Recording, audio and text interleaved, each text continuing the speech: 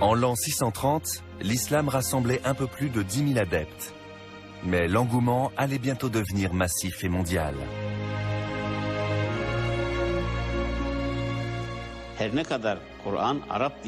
Même si le Coran a été écrit en langue arabe, il n'était pas destiné uniquement au peuple arabe, mais au monde entier.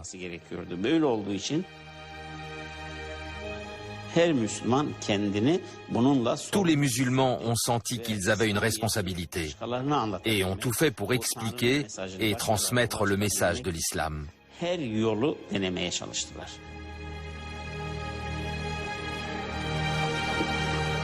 Cette volonté de répandre la parole divine a permis à la civilisation arabo-musulmane de prendre très vite de l'ampleur.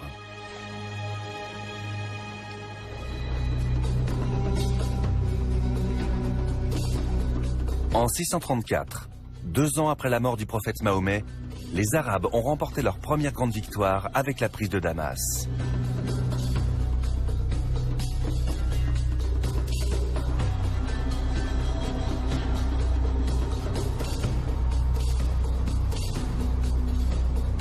La manière dont ils ont conquis à la fois la cité et ses habitants a donné le ton de l'expansion de l'islam au cours du siècle suivant. Les troupes musulmanes se sont massées aux portes de la ville.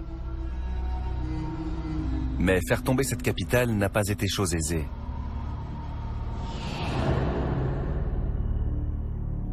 Douze ans seulement après la naissance de l'État islamique, l'armée arabo-musulmane était encore fragile.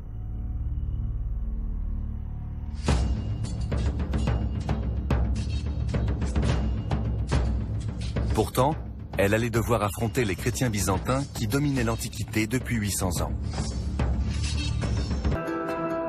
Cette cité antique, longtemps sous la coupe des Byzantins, la force la plus puissante de l'Occident, était désormais aux mains des Arabes d'Orient. Même si la propagation de l'islam était une des motivations de leur conquête, les musulmans n'ont pas imposé leurs croyances aux habitants de Damas, pour la plupart chrétiens.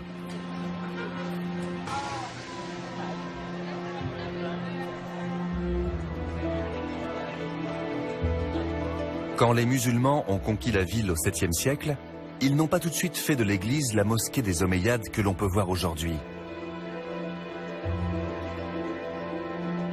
Pendant plusieurs décennies, les musulmans ont partagé ce lieu de culte avec les chrétiens.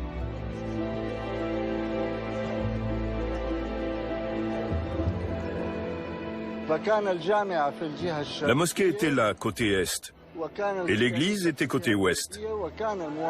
Les citoyens de Damas, les musulmans comme les chrétiens, entraient par la porte sud et allaient chacun vers leur lieu de prière respectif. Cette situation a duré environ 70 ans.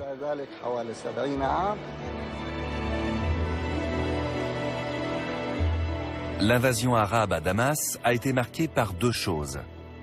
Une grande puissance militaire et une tolérance à la fois religieuse et culturelle.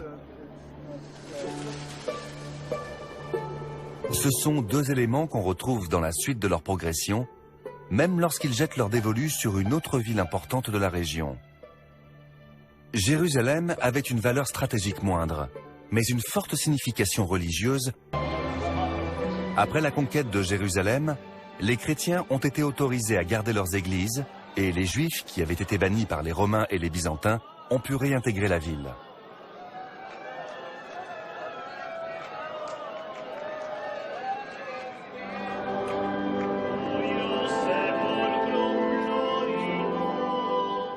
La tolérance religieuse était l'un des fondements de l'islam et la clé du succès de la civilisation musulmane.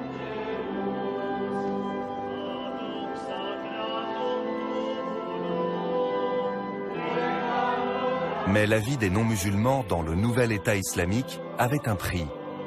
Pour être protégés, ils devaient verser un impôt.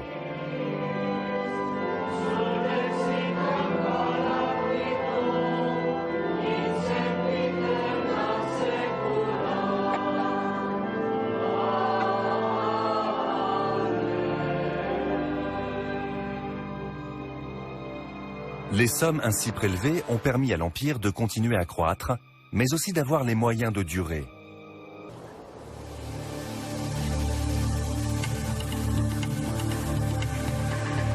60 ans après sa naissance, l'État islamique avait diffusé sa langue, sa culture et son architecture sur une zone géographique allant de la Perse à l'Afrique du Nord.